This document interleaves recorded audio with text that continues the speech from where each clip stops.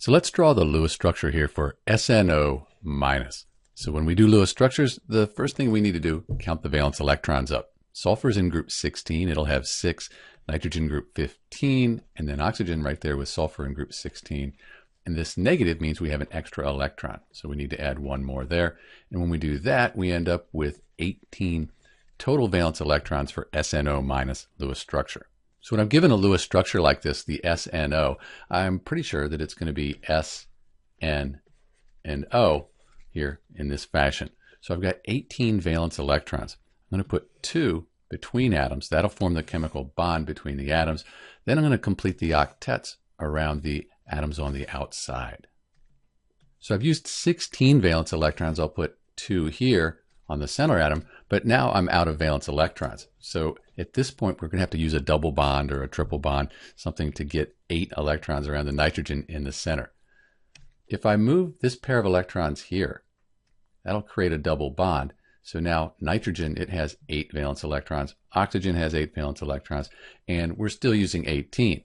And here's the problem with this Lewis structure. Let's move that back.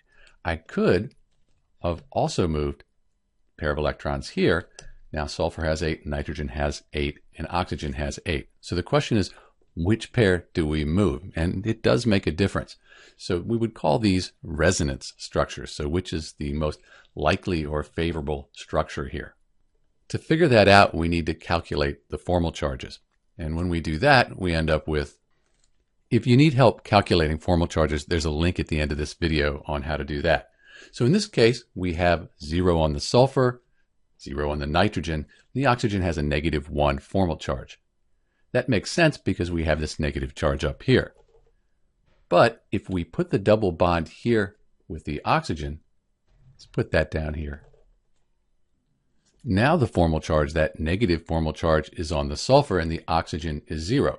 It makes sense. We have a double bonded oxygen here. When you see that, you're going to have a formal charge of 0. Sulfur is in the same group, so it would make sense that it would be 0 as well. So which one of these is the most likely or most favorable Lewis structure? It turns out that this would be the most likely or favorable Lewis structure for SNO minus. That's because we have the negative charge here on the more electronegative element. So if you look at the periodic table, oxygen is a more electronegative element, and that's why we would put that negative there on the oxygen. Do realize that these are resonance structures, so the actual SNO minus molecule would be a combination of these. This would contribute the most to the overall structure. So that's how you draw the Lewis structure for SNO minus. This is Dr. B.